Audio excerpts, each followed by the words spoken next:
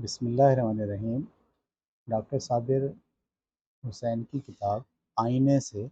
ایک اور چھوٹا سا آرٹیکل آپ کو میں پڑھ کے سناتا ہوں۔ اس آرٹیکل کا نام ہے حقیقی تبدیلی کے لیے۔ لکھتے ہیں کہ انسان کا دوسرا دور اس کے پہلے دور کا تسلسل ہوتا ہے۔ یہ انورٹڈ کاما میں بیان ہے۔ کیا کبھی کوئی اپنی فطرت بھی بدل پایا ہے؟ ہم وہی رہتے ہیں جو ہوتے ہیں۔ بظاہر کوئی جتنا زیادہ تبدیل ہو رہا ہوتا ہے،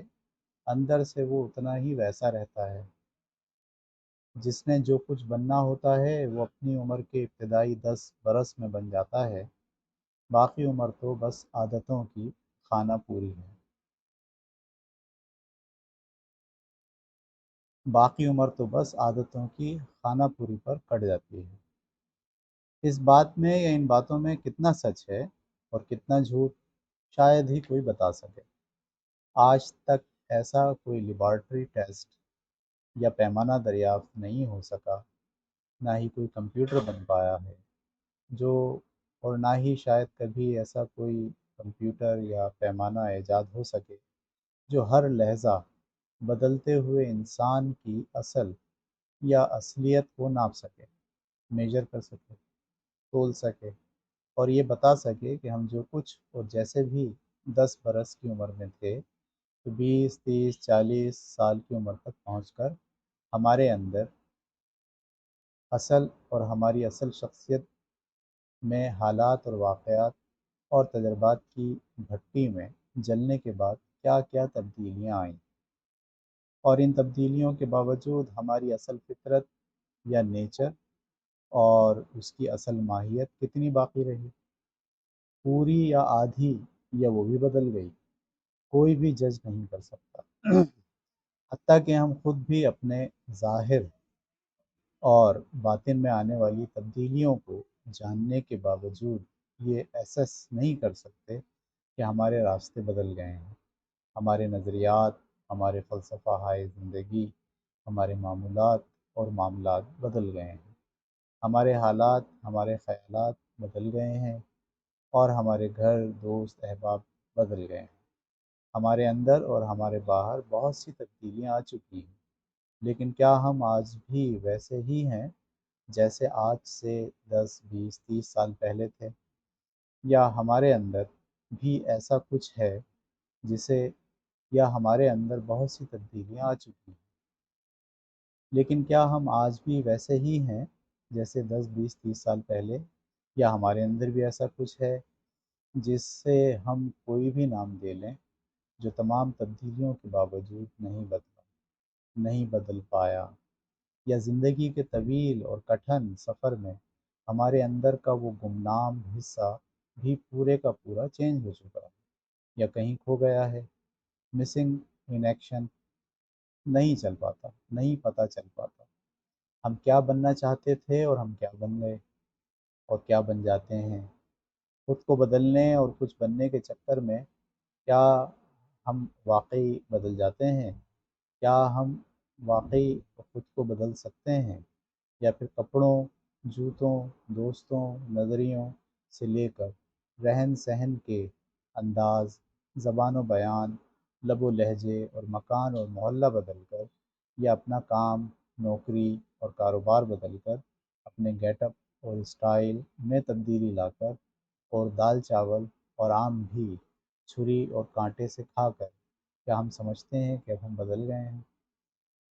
اور یا پھر پیشانی پر نورانی نشان اور چہرے پر گھنی داڑھی آنے کے بعد، اور ہر سال 4 ماہ یا 4 ہفتے تبلیغ میں لگانے کے بعد، یا پھر پی ایچ ڈی کی ڈگری لے کر اپنے نام کے ساتھ ڈاکٹر کا لاحقہ لگا کر، اور یا ایک فیکٹری، ایک دکان، اور ایک اور مزید دکان کھول کر، یا پھر ایک مضمون اور ان گنت کتابیں پڑھ کر یا لکھ کر، اور یا پھر ان گنت کورسز، ڈپلومے اور سیمینارز اور لیکچرز اور اکیڈمک ڈسکشن اور پروگرامز اٹینڈ کر کے ہم واقعی کیا اندر اور باہر سے بدل جاتے ہیں، یا یہ سب کچھ اور ان کے سوا بھی اور بھی بہت کچھ کر کے کیا ہم خود کو بدل سکتے ہیں؟ کیا واقعی کایا اتنی آسانی سے پلٹ جاتی ہے؟ کیا سچ مچ تبدیلیاں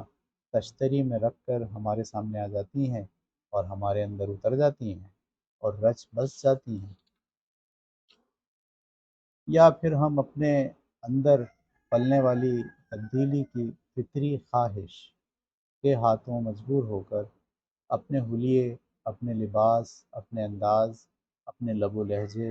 اپنے اسٹیٹس اور حتیٰ کہ اپنے آدرش کو بھی بدل لیتے ہیں اور سوچتے ہیں کہ ہاں اب ہم تبدیل ہو گئے ہیں یا تبدیل ہو رہے ہیں۔ عادتوں اور رویوں کو بدلنے سے بھی ہمارے اندر حقیقی تبدیلی نہیں آ پاتی۔ پلاسٹک سرجری ہماری ناک کو چھوٹا بڑا کر سکتی ہے، مگر ہمارے نظام تنفس میں کوئی تبدیلی نہیں لا سکتی۔ بالکل ایک جیسے موسم ضرور بدلتے رہتے ہیں، مگر سورج روز صبح ہی طلوع ہوتا ہے اور 14ویں کا چاند 15 تاریخ سے گھٹنے لگتا ہے۔ رات چھوٹی بڑی ضرور ہوتی رہتی ہے، مگر کبھی غلطی سے بھی دن کی روشنی میں نہیں آتی۔ عمر اور وقت کے ساتھ ساتھ ہمارے اندر بے شمار رنگ برنگی تبدیلیاں آتی رہتی ہیں۔ کالے بال سفید ہو جاتے ہیں، چہرے پر جھریاں پڑ جاتی ہیں، جوانی کی سرخوشی اور مستی بزرگی اور بردباری میں بدل جاتی ہے، بچپن کا کلندرا پن لڑکپن کی کنفیوژن میں تبدیل ہو جاتا ہے، اور ہر گھڑی تبدیلی آتی رہی ہے، کچھ خود بخود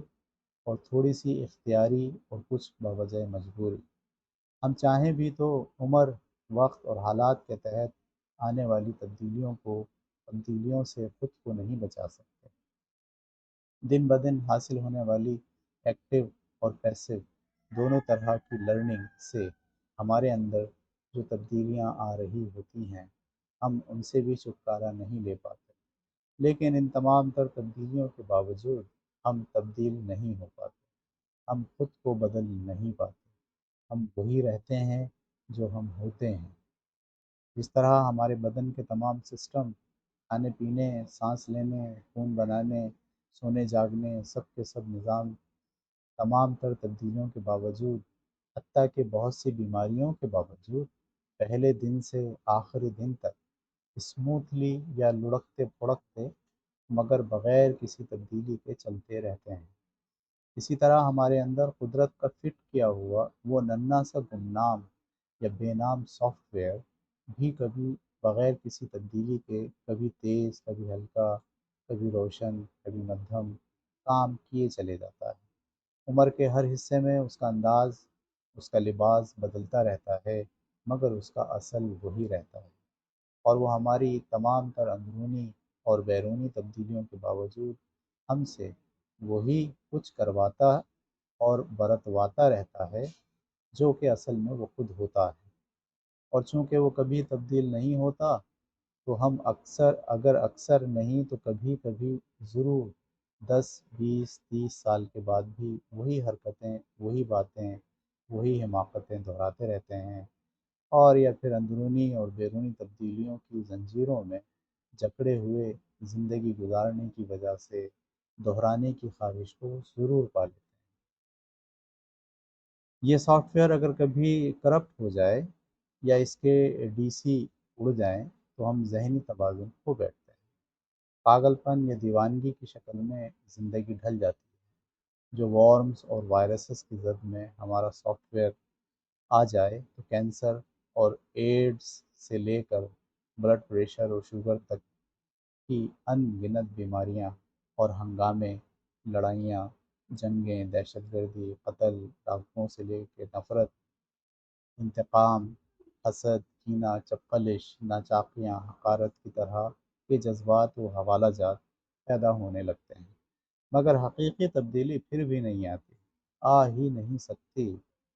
حقیقی تبدیلی کے لیے تو پورے کا پورا سافٹ ویئر بدلنا پڑتا ہے، بہت خون جلانا پڑتا ہے، بہت خون بہانا پڑتا ہے، ٹوٹل ٹرانسپلانیشن کی ضرورت ہوتی ہے۔ اصلی، سچی اور حقیقی تبدیلی کے بنا کوئی تبدیلی دیر پا نہیں ہوتی،